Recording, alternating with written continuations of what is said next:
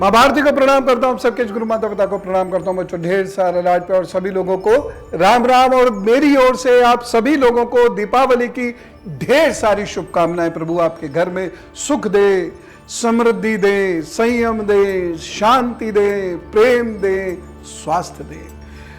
दीपावली को समझने की आवश्यकता है। बहुत सारे लोग दीपावली को श्री राम जी से जोड़कर देखते हैं, लेकिन दीपावली उससे पूर्व भी होती थी। वेदों में भी इसका जिक्र है। दीपावली फसल काटने का दिवस माना जाता है। कार्तिक की अमावस्या फसल काटने का दिवस है और उसके बाद खुशी फैल जाती है सब ओर। और फिर आते हैं प्रभु श्री राम, जब वो अयोध्या वापस लौटते हैं। यद्यपि इसमें अगर हम उनकी पूरी सारणी को देखें तो लगता नहीं कि वह दीपावली के दिन, यानी जिस रूप में आज हम दीपावली नरक चतुर्दशी के बाद जो दीपावली अमावस्या के दिन मनाते हैं, इस दिन श्री राम आए होंगे। क्योंकि श्री राम जिस दिन गए हैं वहाँ से अगर हम समय जोड़ते हैं तो ये समय नहीं आता है। लेकिन उसके लिए मैंने 14 एपिसोड्स की एक सीरीज बनाई थी, मेरे राम, इसी YouTube पर है, वो जरूर देखिएगा। उसमें भगवान श्री राम से संबंधित बहुत अद्भुत जानकारी आपको मिलेंगी। कहते हैं श्री राम जी आए हैं और उसके लिए दीपकों की लाइन लगी है, इसलिए उसका नाम दीपावली हो गया। इसके साथ साथ प्रभु श्री राम के साथ साथ यह और भी बहुत सारी चीजों से जुड़ा हुआ त्योहार है।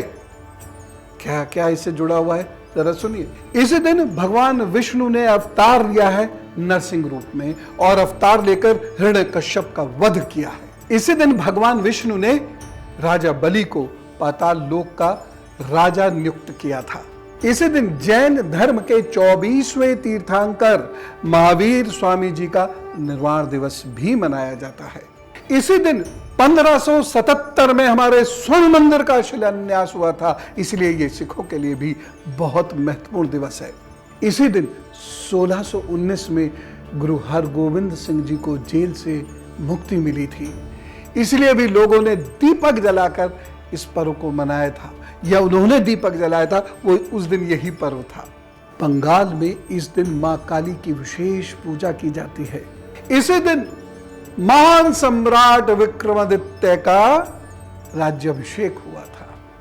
इसी दिन महर्षि दयानंद चिर निद्रा में चले गए थे। इसी दिन पांडवों का वनवास पूर्ण हुआ था। इसी दिन मां शक्ति को भगवान शिव का आधा शरीर प्राप्त हुआ था और उसके बाद वो कहलाए थे अर्धनारीश्वर।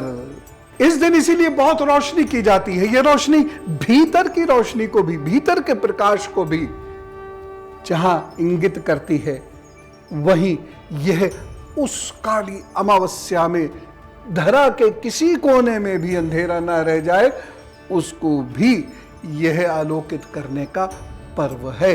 उसको भी यह इंगित करता है ये पर्व कि वहां कहीं भी अब इस धरा पर न भीतर न बाहर अंधेरा रहे। और इसीलिए ये दीपावली हमें आदेश देती है, भगवान का ये आदेश है कि हम हर एक परिवार, कम से कम एक परिवार के पेट में अन्न, होठों पे मुस्कुराहट और घर में दीप जरूर प्रज्वलित करा दें। देखिए, भारत का कोई भी पर्व तब तक पूर्ण नहीं है जब तक हम दूसरों को आनंद ना दे सकें।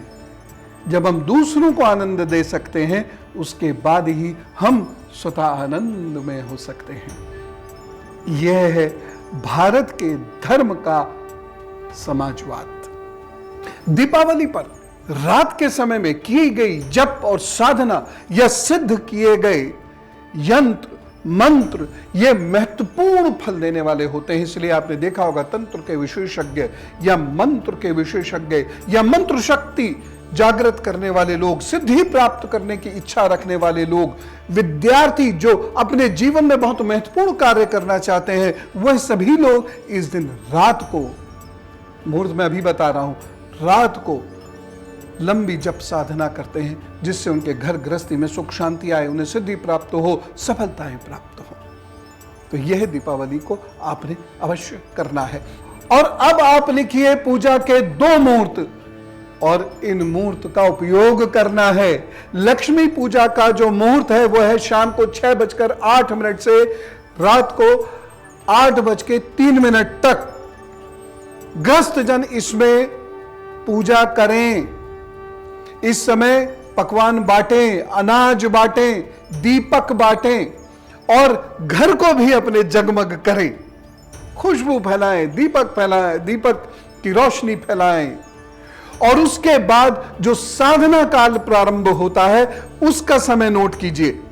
साधना काल है रात को 11:38 से लेकर 12:30 तक। इस समय में की गई साधना, इस समय में किए गए जप, इस समय में कोई वचन देकर भगवान को की गई प्रार्थना, इस समय ली गई शपथ, इस समय किया गया कर्म, इस समय सफलता के लिए की गई साधना, ये अद्भुत रूप से फलीभूत होती है।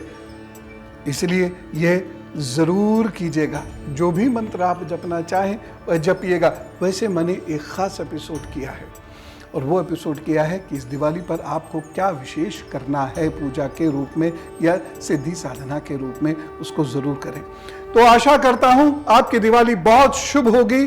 कृपा करके अधिक से अधिक इस वीडियो को शेयर कर दीजिएगा और खूब सारी मंगल कामनाएं और मेरे प्रणाम स्वीकार कीजिएगा। राम राम और सारे जग में रोशनी हो, भारत में विशेष रूप से सबका मंगल हो और भविष्य सबका उज्जवल हो। राम राम, नमस्कार, भारत माता की जय, दिवाली की शुभकामनाएं।